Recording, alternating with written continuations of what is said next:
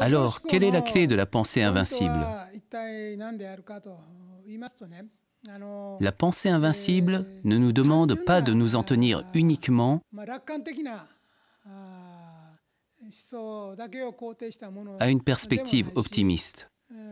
D'un autre côté, ce n'est pas non plus un mode de pensée fondé sur une perspective négative, comme la croyance chrétienne du péché originel. Même si cela perturbe les personnes de foi catholique,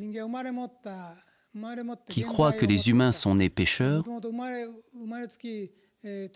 la pensée invincible se démarque d'une telle conception.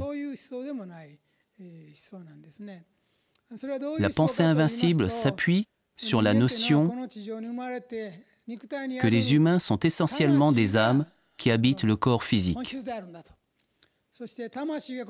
En d'autres termes, le monde tridimensionnel où vous vivez n'est pas le vrai monde. Vous êtes une âme qui vivait à l'origine dans le monde réel. Le monde céleste, s'étendant de l'espace à 4 dimensions à celui à 9 dimensions. Pour faire de nouvelles expériences, à chaque changement d'air, vous renaissez avec souvent une nationalité, profession ou sexe différent. Vous venez sur Terre pour accumuler davantage d'expériences en tant qu'âme. Donc, si pour vous, le monde physique constitue l'unique monde réel, la distinction entre le bonheur et le malheur devient beaucoup plus simple. Cependant, avec la conscience que votre vie ne se limite pas à ce seul monde, et que le monde réel se situe là où vous retournerez après avoir quitté ce monde, vous sauriez que l'apprentissage de l'âme est l'objectif de votre incarnation. En habitant un nouveau corps, vous naissez avec un nouveau nom. En vivant sous une identité radicalement différente,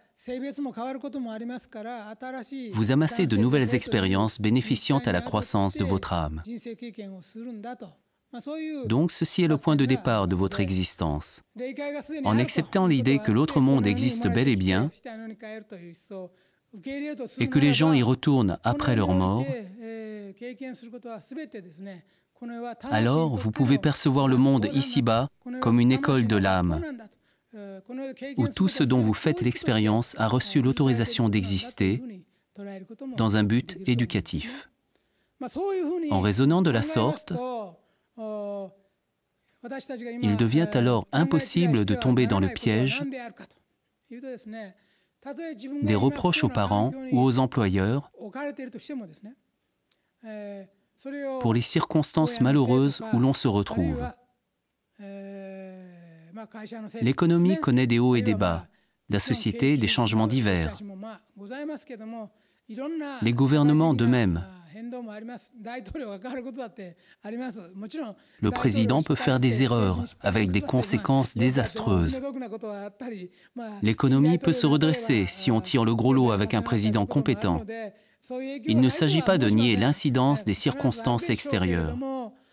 De fait, il y a toujours des influences externes. Toutefois, quelle que soit l'époque, vous êtes le seul à pouvoir protéger votre propre cœur.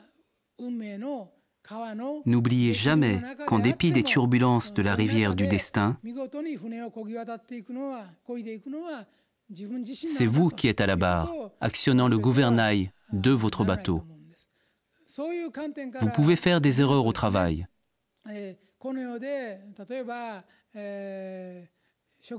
Vous pouvez échouer en amour.